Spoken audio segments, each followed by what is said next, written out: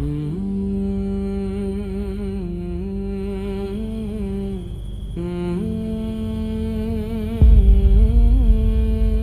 ইসলামী ভাইরা, এই মুহূর্তে আমি একটা এলাকায় আছি।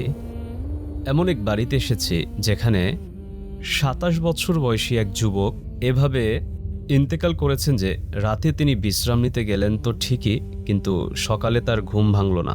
সেই রাতে তিনি ফাইজানে মদিনায় অনুষ্ঠিত মাহফিলে বাগদাদে সময় কাটিয়েছেন, বেশ কিছু কাফেলাতেও সফর করেছেন। তার পিতা এখানে উপস্থিত রয়েছেন। এতে অনেকের জন্য একটি বিশাল শিক্ষা রয়েছে। ২৭ বছর, এ আর কি এমন বয়স? মানুষ বলে এখনো তো সারা জীবন পড়ে আছে, এখনই তো আনন্দ করার সময়, তারপর না হয় দেখা যাবে।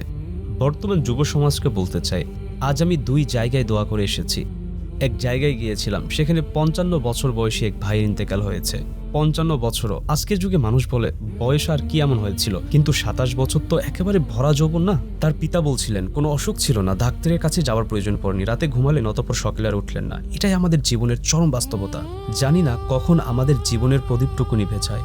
হাই, আমরা যদি বুঝতে পারতাম যে আমরা যে কোনো মুহূর্তে চলে যেতে পারি। আল্লাহ করুক যারা এখানে বসে আছেন এবং যারা আমার কথা শুনছেন, তারা সবাই যেন নিজেদের আখিরাতের প্রস্তুতি নেন। সত্যি কথা হলো, জীবন আর মৃত্যুর মাঝে একটি অত্যন্ত সূক্ষ্ম সুতা রয়েছে যা আমাদের অজানা। অর্থাৎ বুদ্ধিমান সেই যে প্রতিদিন এই প্রস্তুতি নিয়ে দিন কাটায় যে আজও আমি মারা যেতে পারি। আজ যদি আমি মারা যাই তাহলে আমার কবর যেন জান্নাতের বাগানে পরিণত হয়। আল্লাহ যেন আমাদের প্রতি সন্তুষ্ট হয়ে যান। আজকের সব নামাজ আমি আদায় করে ফেলেছি, না হলে যারা অপেক্ষায় থাকে যে পরে তওবা করে নেব, পরে নেক হয়ে যাব, এই কথাটা বোঝা যেত যে এই দুনিয়া মজ মাস্তির জায়গা নয়, এটি শিক্ষা গ্রহণের জায়গা। শায়ের বলেছেন, মৃত্যু সম্পর্কে কোনো মানুষই সচেতন নয়। ১০০ বছরের প্রস্তুতি নেই, অথচ পরের মুহূর্তেরও খবর জানা নেই তার। নবী করিম সাল্লাল্লাহু আলাইহি ওয়াসাল্লাম ইরশাদ করেছেন, এই দুনিয়ায় মুসাফির বা আগন্তুকের মতো জীবন যাপন করো। এই দুনিয়া যাকে আমরা আঁকড়ে ধরেছি, তিনি সাল্লাল্লাহু আলাইহি ওয়াসাল্লাম তাকে তুলনা করেছেন গন্তব্যে পৌঁছানোর পথে বিশ্রাম নেওয়ার জায়গার সাথে। এই দুনিয়াটা একটি আন্তর্জাতিক ফ্লাইটের ট্রানজিট বা যাত্রা বিরতির মতো। এটা একটা মায়া বা মোহ। কি নিয়ে যাবেন?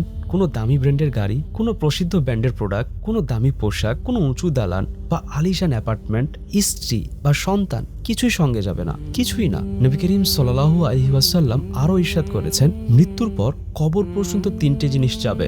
১ তার পরিবার এবং বন্ধু বান্ধব, ২ তার টাকা পয়সা এবং ৩ তার আমল। তিনি সাল্লাল্লাহু আলাইহি ওয়াসাল্লাম আরও ইরশাদ করেন, এর মধ্যে 2টো জিনিস ফেরত চলে যাবে, পরিবার এবং অর্থ সম্পদ। কিন্তু কি যাবে জানেন? ব্যক্তির আমল। যদি নামাজ পড়ে থাকেন, দান বা সদকা করে থাকেন, তবে তার প্রতিদান সে এখানে দেখতে পাবে। আর যদি সে অবহেলা করে থাকে, সেটার প্রতিদানও সে সেখানে দেখতে পাবে।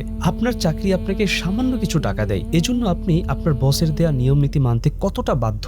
আপনার বস আপনাকে 6টার সময় আসতে বললে আপনি 5টা 50 সেখানে চলে আসেন। কিন্তু আল্লাহ যখন আপনাকে ফজরের নামাজের জন্য 4টা 30-এ ডাকেন, তখন আপনি ভাবেন এত সকালে উঠবো?